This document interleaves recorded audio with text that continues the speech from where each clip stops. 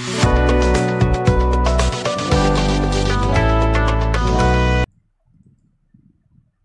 Guys, so this is Manjeet and guys, आज के video में हम देखने वाले दर्शन निरूपण के बारे में।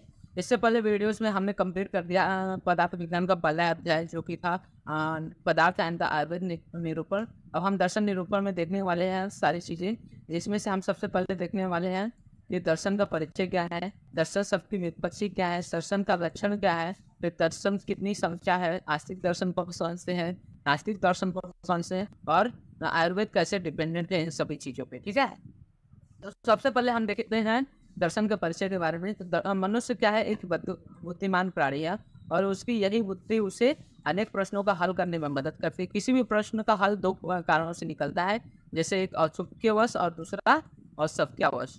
तो जब औत्सुक्या बढ़ती है, औत्सुक्या के कारण अगर किसी चीज़ों का हल निकालना है तो उसे औत्सुक्यावश कहते हैं, और किसी के उत्सुकता के कारण किसी चीज़ों का हल निकाल रहे हैं, यहाँ पे किसी कारणों का हल निकाल रहे हैं, तो उसे औत्सुक्यवश कहा जाता है। तो भारतीय दर्शनों का जो निर्माण है वो आवश्यकतावश हुआ है। तो किस चीज़ की आवश्यकता थी? तो दुखों के निराकरण के लिए भारतीय दर्शन का क्या उद्भवन हुआ था। ठीक है, उसके बाद हमने देखा कि पाश्चात्य में उसके बाद जब पहले कुछ दर्शनों का आवश्यकता के अनुसार जब उनका उद्भव हुआ, तो उसके बाद में औत्सुक्यवश अनेक दर्शनों का उद्भव होना शुरुआत हो गई। ठीक है, उसके बाद देखते हैं कि दर्शन शास्त्र द्वारा कई प्रश्नों का हल निकालने का प्रयास किया गया। ये प्रश्न मुख्यतः यह थे कि सृष्टि का स्वरूप क्या है, इसकी उत्पत्ति कैसे हुई है, आत्मा क्या है, जीवन का लक्ष्य क्या होता है, ईश्वर है या नहीं, या फिर पदार्थ क्या है, ज्ञान के साधन क्या है, इत्यादि। तो ये सारे प्रश्नों का हल निकालने के लिए इनका दर्शन का शास्त्र का हमने प्रयोग किया था। इससे हम इन सभी प्रश्नों का हल निकालने का कोशिश किए थे। अब हम देखते हैं कि दर्शन क्या है या फिर फिलॉसफी क्या है। तो फिलॉसफी शब्द ये दो शब्दों से बना है। फिलो मतलब लव, मतलब प्रेम, और सोफिया मतलब ज्ञान। तो फिलॉसफी का शाब्दिक अर्थ क्या होता है कि ज्ञान के लिए प्रेम। तो भारत में फिलॉसफी को दर्शन कहा जाता है। तो भारतीय दर्शन का चरम उद्देश्य मोक्ष है। ये आप बहुत इंपॉर्टेंट है, इसे याद कर सकते हैं कि भारतीय दर्शन का जो परम उद्देश्य है वो मोक्ष है। ठीक है, उसके बाद देखते हैं भारतीय दर्शनों को निम्न कालों में विभाजित किया गया है। सबसे पहले वैदिक काल में, फिर सूत्र काल, महाकाव्य काल और वर्तमान काल। तो वैदिक काल सबसे पहले है, उसके बाद महाकाव्य काल, फिर सूत्र काल और फिर वर्तमान काल। तो वैदिक काल में क्या है, वेद और उपनिषदों का निर्माण हुआ था। तो वेद और उपनिषद का निर्माण हुआ। तो वेद और उपनिषद का प्रभाव भारतीय दर्शन पे हमें दिखाई देता है। वेद चार हैं, एक ऋग्वेद, यजुर्वेद, सामवेद और अथर्ववेद। तो इस प्रकार से चार वेद हैं। वेद ज्ञान के सागर हैं और इस दर्शन से ही ज्ञान को जाना जा सकता है।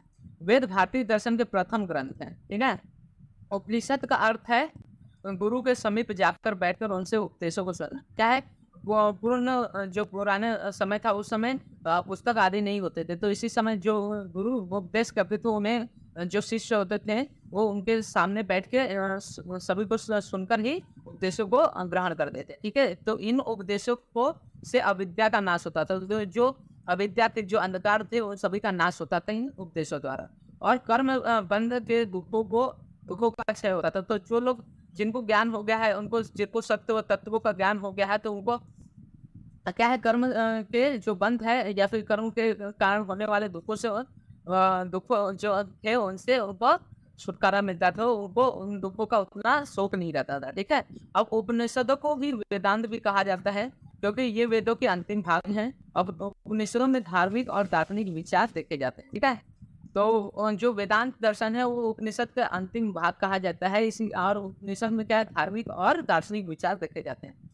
इसके बाद हम देखते हैं महाकाव्य काल के बारे में। तो जो महाकाव्य काल है वो रामायण और महाभारत जैसे दार्शनिक ग्रंथों का निर्माण हुआ महाकाव्य काल में। इसमें रामायण के उत्तरकांड में स्वभाव परमोवाद का वर्णन प्राप्त होता है, और सूत्र काल में, अब महाकाव्य काल हो गया, सूत्र काल में देखते हैं कि सांख्य, वैशेषिक, न्याय, योग, मीमांसा और वेदांत दर्शन आदि दर्शनों का उद्भवन हुआ। इसे भारतीय दर्शन का सबसे महत्वपूर्ण काल कहा जाता है। ये क्वेश्चन आ सकता है कि भारतीय दर्शन का सबसे महत्वपूर्ण काल कौन सा है? तो सूत्र काल है। उसके बाद अद्वैत वेदांत दर्शन के बाद भारतीय दर्शन की प्रगति मंद होगी। इसके बाद हमने किसी भी तरह के दर्शन का उद्भव नहीं देखा। ठीक है, अब वर्तमान काल राजा राम मोहन रॉय के काल से प्रारंभ होता है। इस काल में स्वामी विवेकानंद, महात्मा गांधी आदि प्रमुख दार्शनिक हुए।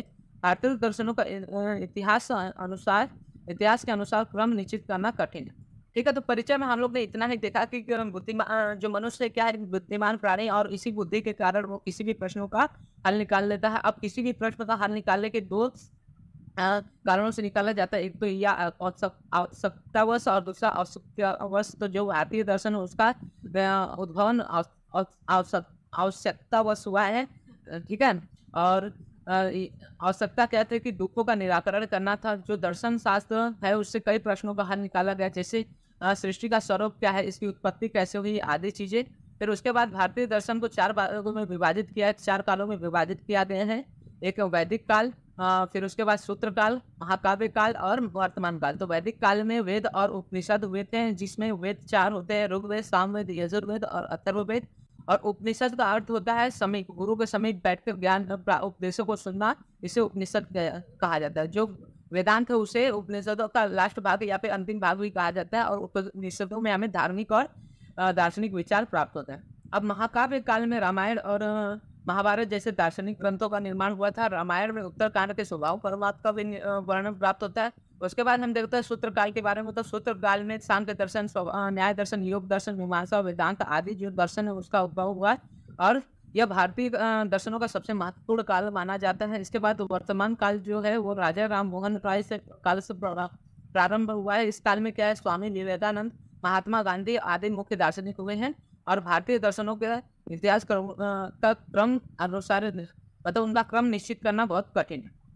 ठीक है, अब इसके बाद हम देखते हैं दर्शन शब्द की व्युत्पत्ति कैसे हुई, कहाँ से दर्शन शब्द आया है, किस प्रकार से दर्शन शब्द का उद्भव हुआ है, तो उसके बारे में देखते हैं। तो सबसे पहले देखते हैं दर्शन क्या है। दृश्य प्रेषण धातु से ल्यूट प्रत्यय लगाकर बना है। ठीक है, तो दर्शन शब्द जो है दृश्य प्रेषण धातु में ल्यूट प्रत्यय लगाकर बना है। दर्शन शब्द का अर्थ होता है जिसके द्वारा देखा जाए। ठीक है, इसके बाद हम देखते हैं दर्शन का लक्षण के बारे में। तो जो दर्शन का लक्षण है तो उसमें सबसे पहले देखते हैं दृश्यते यथार्थ तत्व अनेन इति दर्शन। तो जो शास्त्र अथवा जो तंत्र यथार्थ तत्व को समझने का दृष्टिकोण प्रदान करता है उसे हम दर्शन कहते हैं। तो जिसके द्वारा हम यथार्थ तत्व मतलब जो यथार्थ ज्ञान है उसको देख सकते हैं, जिसके द्वारा उस चीजों को समझ सकते हैं, उसे हम दर्शन कहते हैं। उसके बाद दूसरा देखते हैं दृश्यते ही अनेन इति दर्शन। मतलब सत्य और असत्य पदार्थों का ज्ञान ही दर्शन है। मतलब क्या सत्य है, मतलब किसकी सत्ता है, किसकी सत्ता नहीं है, इन सभी पदार्थों का ज्ञान भी दर्शन कहलाता है। और दर्शन शास्त्र अनेक विषयों पर बने हैं। तो जिन विषयों पर विशेष रूप से विचार किया गया है वे है सबसे पहले ज्ञान मीमांसा। तो ज्ञान मीमांसा आपका ज्ञान आदि तत्वों पे करता है, तो इसको एपिस्टेमोलॉजी बोलते हैं। ठीक है, उसके बाद देखते हैं दूसरा नीति मीमांसा। इसमें एथिक्स आदि के बारे में बात किया गया है। उसके बाद तर्क शास्त्र मतलब लॉजिक आदि। उसके बाद तत्व मीमांसा मेटाफिजिक्स और सौंदर्य शास्त्र जिसमें एस्थेटिक्स के बारे में बात की गई। ठीक है, उसके बाद हम देखते हैं दर्शन की संख्या।